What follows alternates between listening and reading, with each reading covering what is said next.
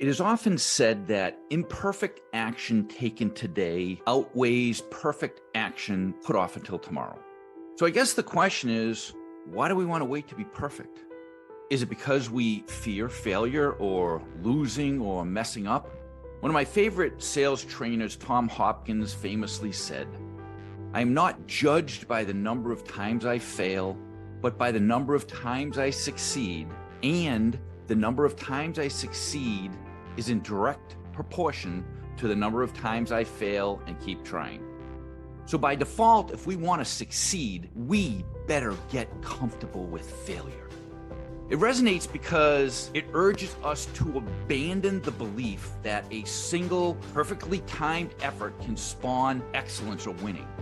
Waiting for the perfect moment, the stars to align, and a clear path to reveal itself. It's a useless endeavor. Entrepreneurship is not about achieving perfection because the reality is you never arrive. Sure, you may build a business and sell it, but almost every great entrepreneur I know that has built and sold their company usually starts a new one within a year. Entrepreneurship is not about the arrival, but rather making constant adjustments, trying and failing and getting back up.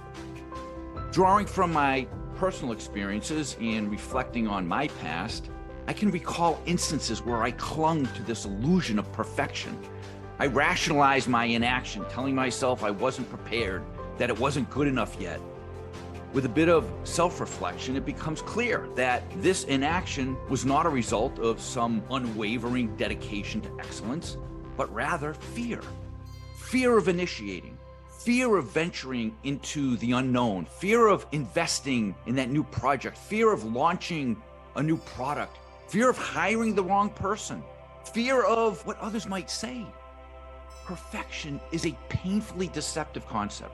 It kind of keeps us waiting, promising the arrival of the ideal moment, the ideal right time. However, there are no perfect beginnings. All we have is the courage to venture into something new, or the inevitable regret of wishing we had. On the other hand, simply taking action without a clear path may seem counterintuitive, right? Why should we act prematurely? Isn't it more advantageous to wait to get it right? To know exactly what you will do when you reach that inevitable fork in the road? From my perspective, it's important to distinguish between the entrepreneur who is a thinker or ponderer and the entrepreneur who is a doer. A thinker meditates, deliberates, reflects, obsesses over obtaining all the necessary information before embarking on a new journey. In reality, true entrepreneurial greatness is shaped through repetition, trial and error, wheels hitting the road, missteps, accidents, confusion. These are the experiences that shape our journey. Acting before you're ready usually delivers two powerful wins. Firstly, after an initial setback, you realize that the failure wasn't as catastrophic as your brain led you to believe. And secondly, you will learn from these encounters. Failures provide insight into what works and what doesn't work. Then you can incorporate the mistakes into your next steps. Over time, as you continually gather confidence and wisdom, your progress accelerates. Through doing, through taking action, you start building a solid foundation for the next step in your business, in your journey. And the next step in your business, I promise you, is vastly different than another entrepreneur because no two businesses are exactly the same. Even in the world of franchising, where the premise is that one location is identical to others, you write that franchise check, you learn a system, and like magic, your business is wildly successful and spitting out millions. Over the years, I have spoken with thousands of entrepreneurs, many of which had a franchise business. Ultimately, success is not simply a formula in some marketing materials. It comes down to the entrepreneur, to you, the CEO, and his or her willingness to step outside the comfort zone. The experiences that once humbled you become the pillars you lean on and ultimately transform into knowledge and power.